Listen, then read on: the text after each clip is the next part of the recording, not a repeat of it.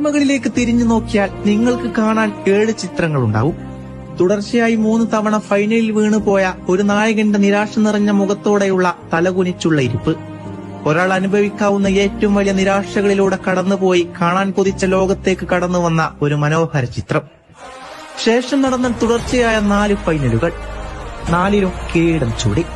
2014 പടിയിറക്കത്തിലും 2015 16 കണ്ണീർ മടക്കത്തിലും നിങ്ങൾ പേരെടുത്ത് പരാമർശിച്ച് വിമർശിച്ചത് ആ 10ാം നമ്പറുകാരനെ തന്നെയല്ലേ.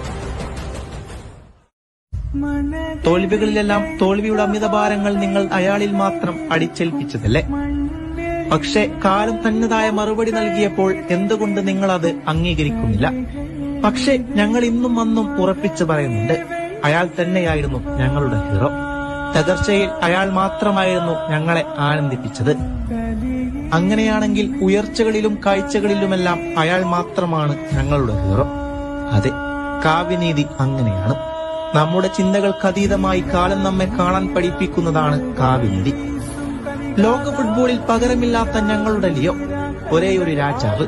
നന്ദി ലിയോ, ഇത്രമാത്രം ചരിത്രങ്ങളെ ഭംഗിയാക്കി തീർത്തതിന് എല്ലാത്തിനും നന്ദി.